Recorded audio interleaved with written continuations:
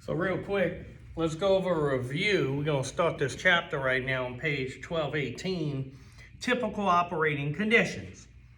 All right, so design conditions for a unit are 95 outdoor dry bulb, that means outside dry bulb temperature, and inside 80 degrees with 75% humidity.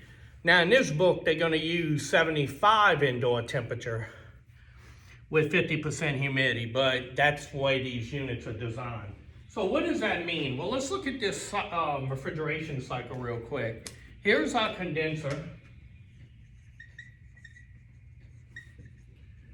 the compressor, the TXV, and the evaporator. All right. Now, on like the refrigeration cycle handout sheets I've given you before, you'll know this is the suction line, discharge coming out of the compressor, liquid line, and usually the metering device you may have an inlet tube or an inlet or a distributor, all these different things.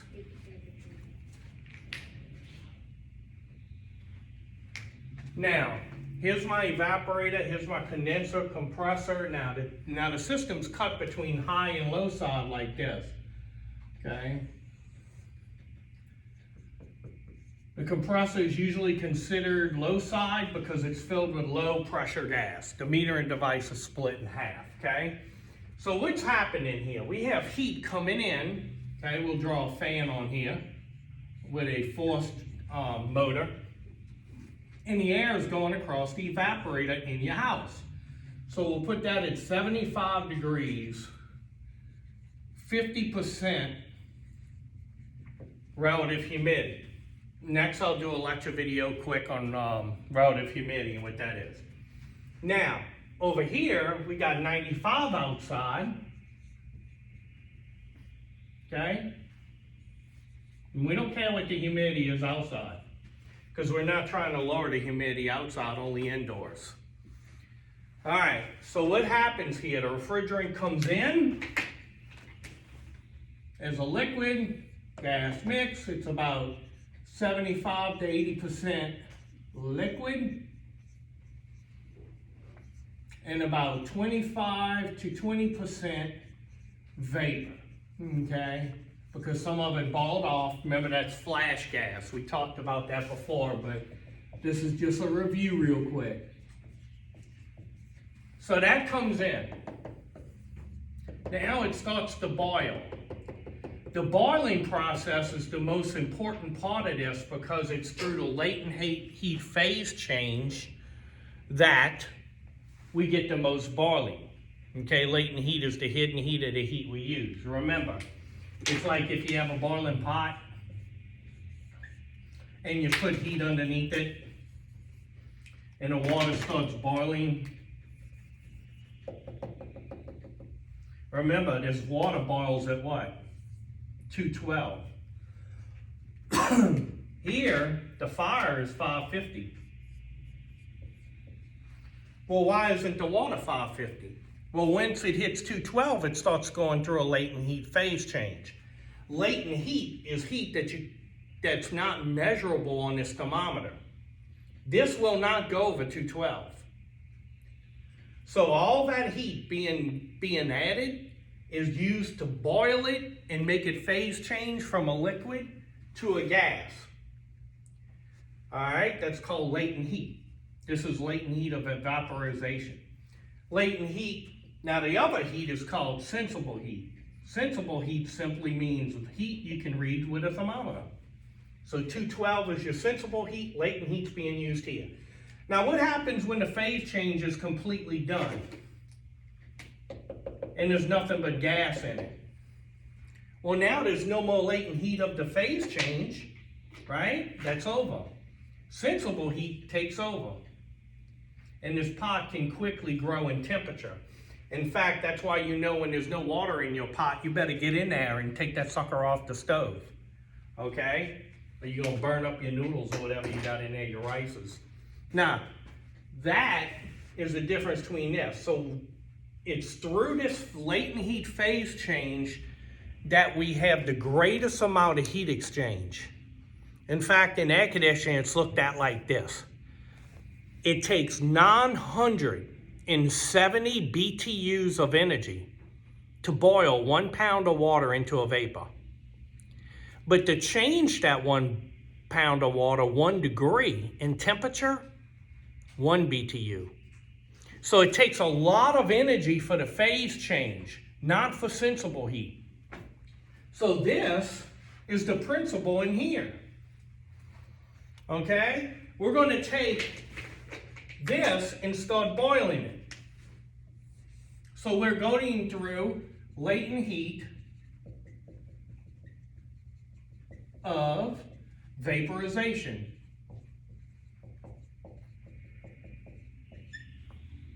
Okay? Now over here, when it becomes all vapor at the saturation point,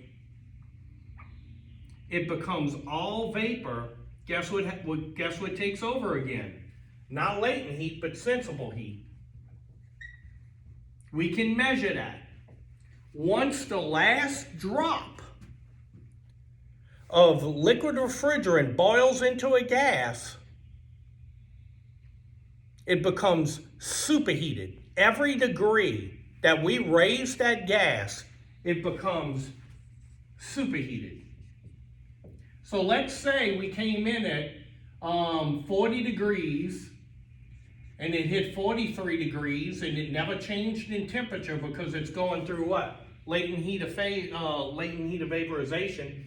But once it reached here, it went up 10 degrees. So now we have 53 degrees. So we have 53 minus 43 equals 10 degrees of superheat. The difference there is 10 degrees superheat. Okay, you got it? So now we have a cool gas of 53 degrees coming back to the compressor. The compressor has the valves in it that compresses it. And when it pushes it down, pressure up, temperature up, right? Remember the law? So now it comes out as a hot superheated gas at 200 degrees temperature. Okay? So it's a lot hotter. Okay? Now, as it travels along, it comes into the condenser. At 200 degrees, it's hot. But remember, hot go to cold. Energy goes to cold because cold is simply the absence of heat. It means nothing. So, this video might seem a little more advanced for you, but you've already had basic teaching in this. So now, you can text me or send me an email or call me. Now, as that hot gas comes in at 200 degrees, guess what happens? 95 degree air outside's passing over it. So it takes that heat and shoots it outside. So we're taking the heat from a place that we don't want it and putting it in a place where it makes little or no difference, and that's your definition of air conditioning. The first thing we're going to do when we take the heat out of it, it's a heated, superheated gas, so it comes down in what? Sensible heat. So we're going to de-superheat it.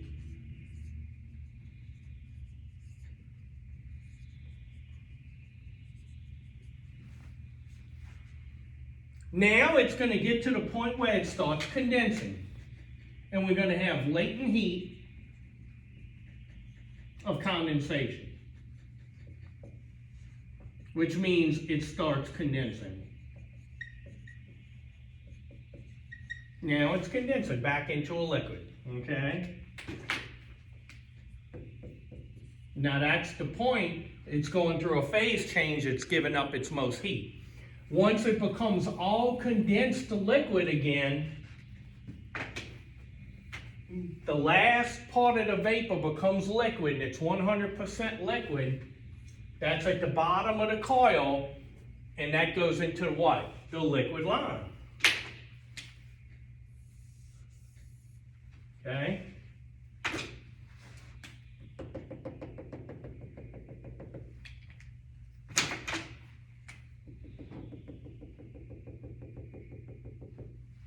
Now, once it becomes a liquid and you remove heat from it, there's no more latent heat or phase change, it becomes sensible heat measurement. So now it's reduced. You reduce it, you're pulling heat out still of the liquid, it becomes reduced. Whenever you reduce the temperature of a 100% liquid, it becomes subcooled. So now we're going to subcool this. We got this at 125, 125, 125, and now it's subcooled down to 115. So 125 minus 115, and we have 10 degrees subcooling.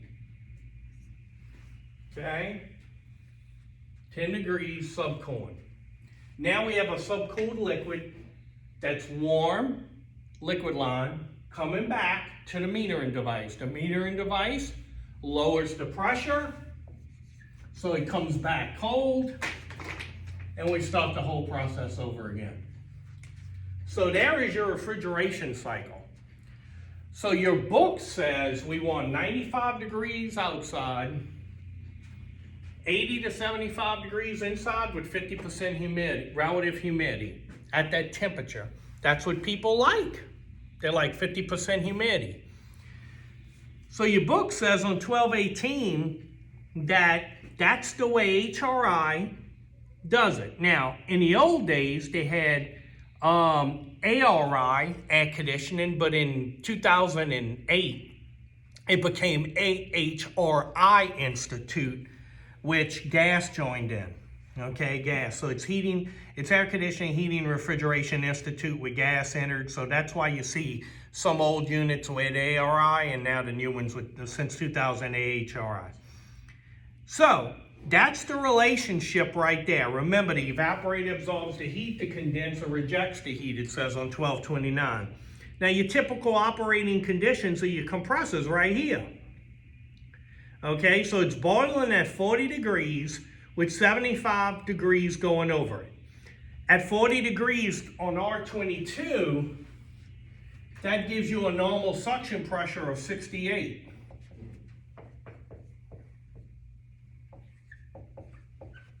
But look at 410A.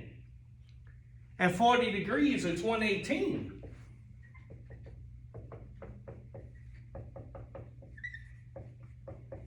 So you can see it's the same temperature that you need for your boiling, but it operates at a greater suction pressure.